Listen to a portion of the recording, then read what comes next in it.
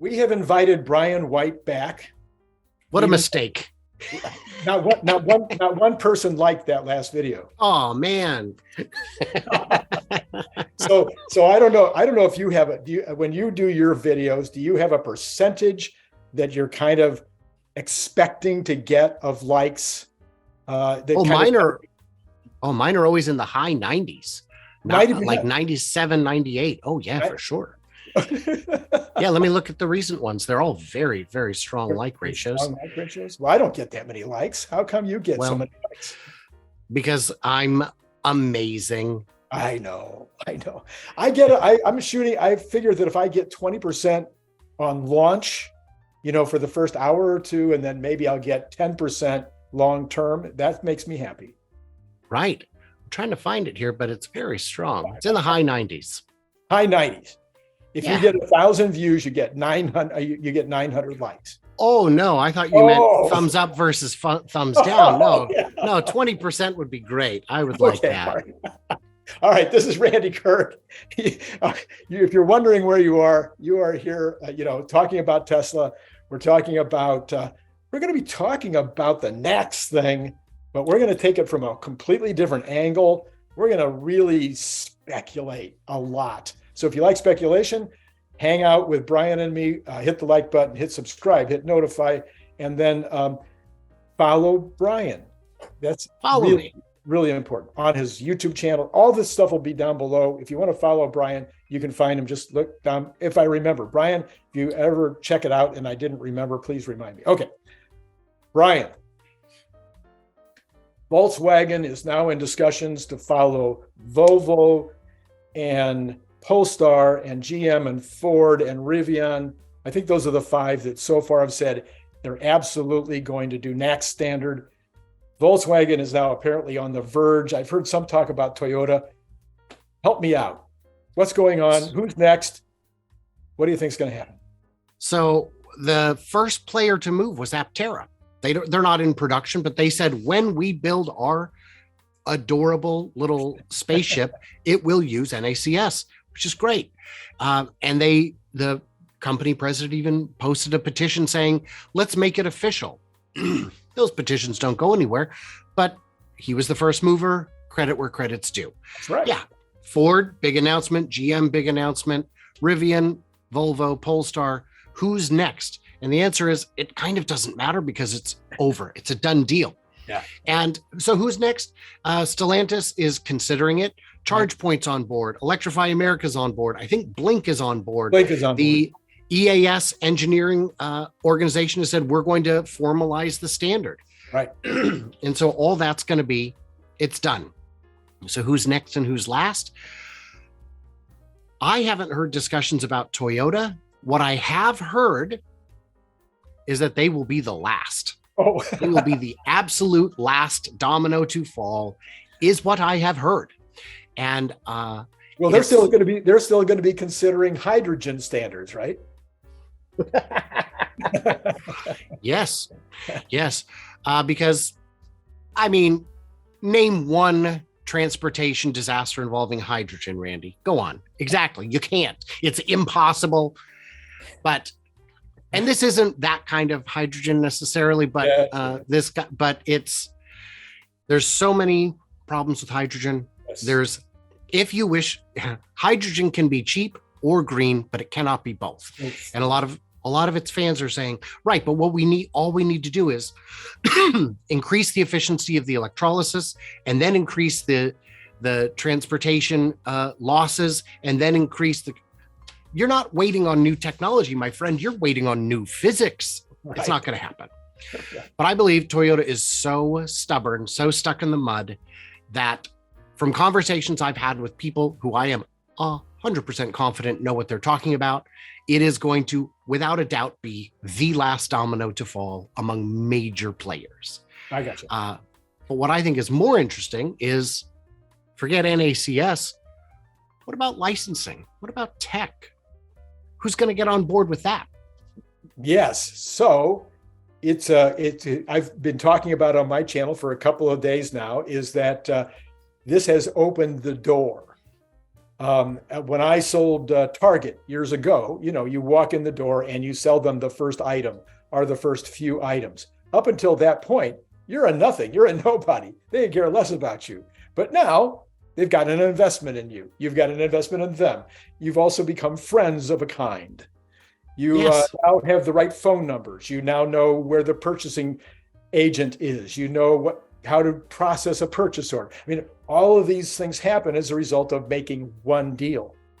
So once you've got, so before that deal, you're worse than nobody. You're a competitor. That's right. That's right. And now if you've got an idea or something, we want to talk, I'm just going to call Dale and see I'm just going to run it up the flagpole, because there is a flagpole to run it up at that point. Right. So, FSD is too far out. We don't want to do that. But, autopilot's really good. If we could do some kind of deal where we get autopilot and the hardware's there for a future sale, I mean, if Tesla's going to sell it for 15,000, maybe for us, they'd cut it to 13 and we've got $2,000 to mark up. Or maybe we don't even get a cut, but we just get an autopilot suite that's so much better that will let them take any potential profit on robotaxis, but at least we're in the game. Yeah. A lot of companies are just not in the game at all. Well, they haven't even started putting the hardware on the cars that would allow them to be in the game when the time comes. So when they decide to get in the game, they still have to go through the entire process of redesigning the car to be able to handle the hardware and the software and every other aspect of it. So they should be thinking about this like last week. Okay, I think, years ago. but for real,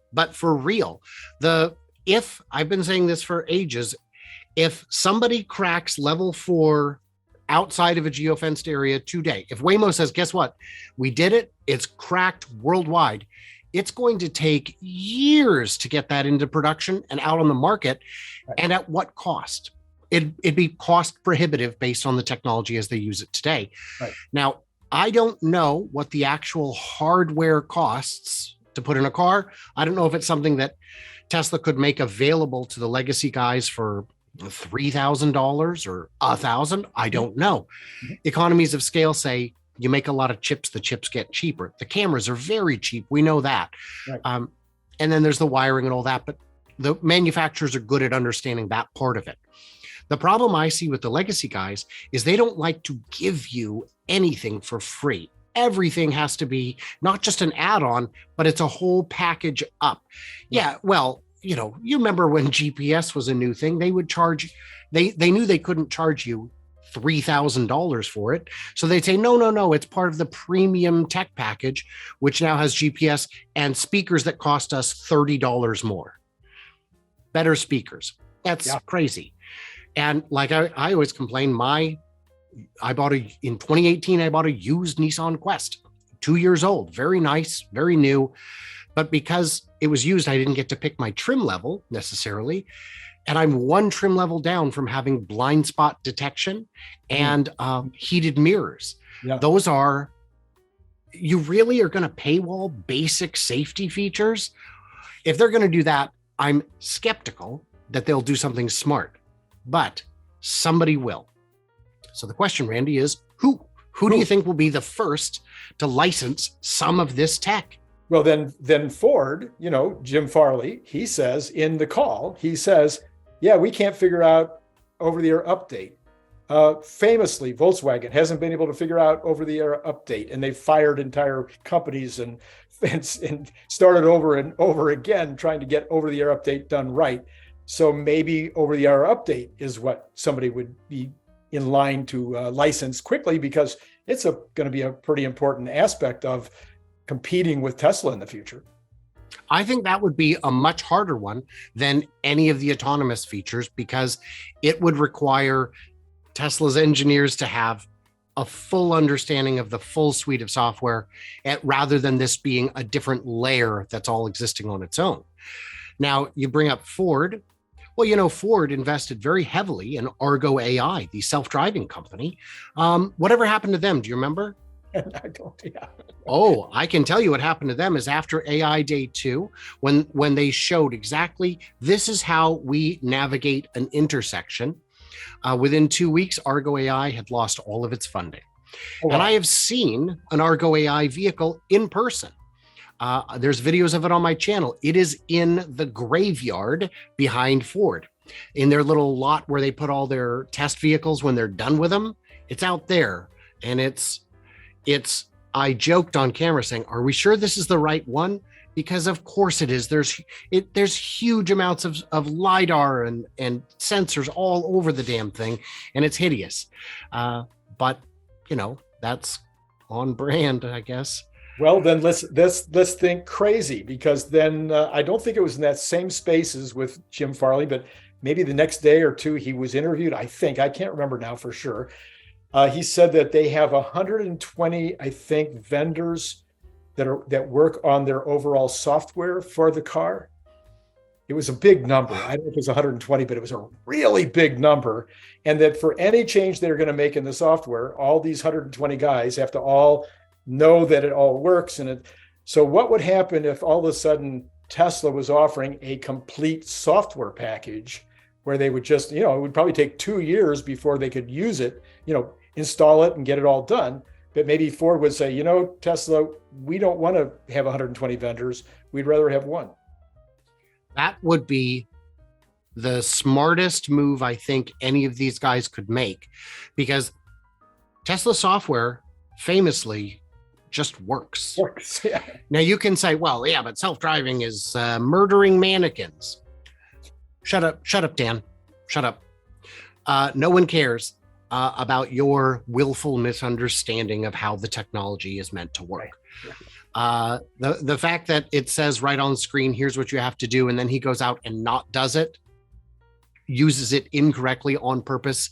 All that proves is that he has, I can only assume, a brand new head. So they have to, that would be a good one to have. The question is, in terms of doing the whole software package, boy, I could see Ford getting in on that. I could see a lot of companies getting in on that. The self-driving tech, I think, would be a lot harder sell. I think just autopilot would be the sort of thing where the cost, even if Tesla sold it to them at cost and said, if there's ever an upgrade, we'll give you $1,000 or $2,000 and keep the rest. I still think they'd say, $2-3 to put in a car that we're already not making money on is just not worth it. But boy, I think they'd be crazy not to. So then on the other side of the coin with FSD, my view of the future is any car that doesn't have level 5 is toast. It's a steam locomotive in the era of diesel electrics. It wouldn't make sense. It would be, do you remember the driving controls on a Model T Ford? For those who don't know, a Model T Ford is very difficult to drive. There's a antique car collection, a family collection in Tacoma, Washington, where they have, I think once a month, a Model T driving school where you can pay money, go out and learn to drive a Model T, because without a class, you will not figure it out. And standardization is critical. And once you get, it would be hard to sell a horse-drawn carriage in the era of automobiles. Tony Seba made a whole video about it, right. A whole presentation. And I think that's very bold of him. Most time travelers prefer to keep their profile low, but Tony is out there. So this becomes one of those parts of futurism, which always drives me crazy. If I am the president of Ford, General Motors, Volkswagen, Volvo, Hyundai, Toyota, all of them, right? And there's a possibility, let's call it 20%, a 20% chance that full self-driving will be a thing at level 5. Sleep in the back seat while you're getting driven somewhere, or send your car home to, drive it to work and send it home so your better half can use it. If I think there's a 20% chance that that's going to happen, it doesn't take me very long to be able to visualize that any car that doesn't have it is a Model T.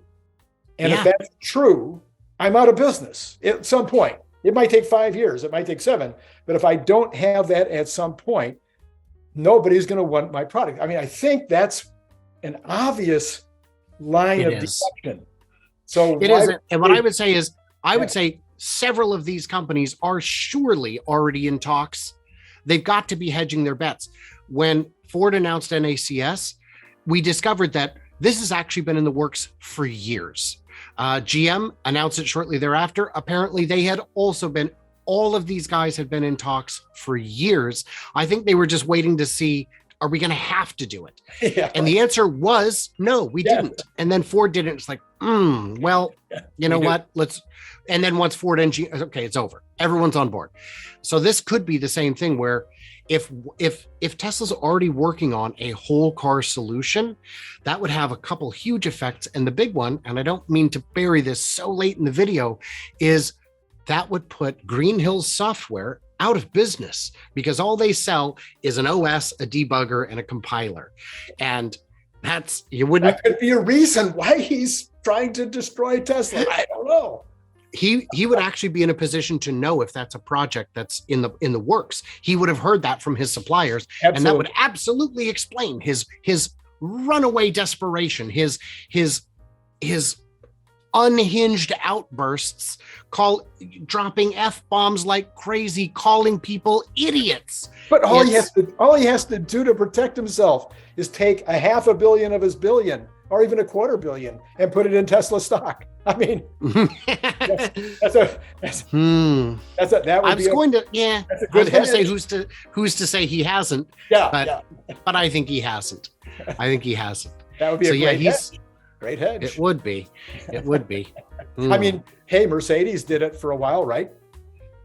Yes, but Mercedes was gambling on a game.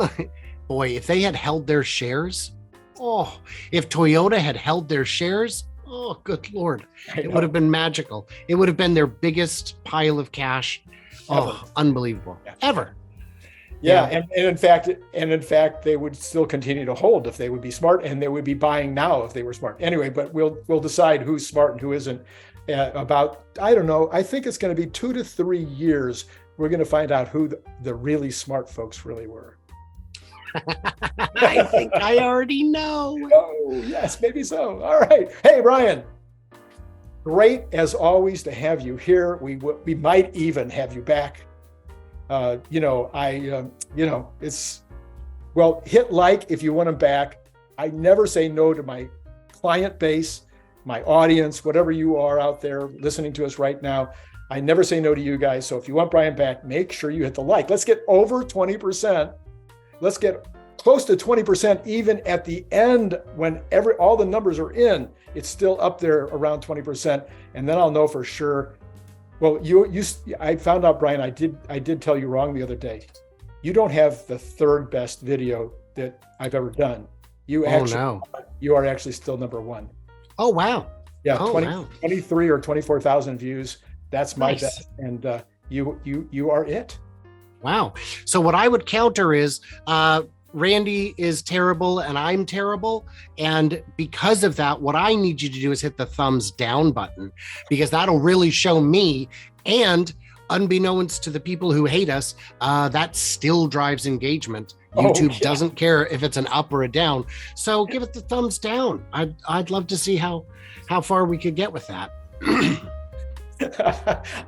Okay, Brian, enough. We're done. This is it. We're out of here. Okay, it's been great having you here, and it's been great talking to you all. Thanks, Randy. Click the link below to get your paperback, Kindle, or audiobook now.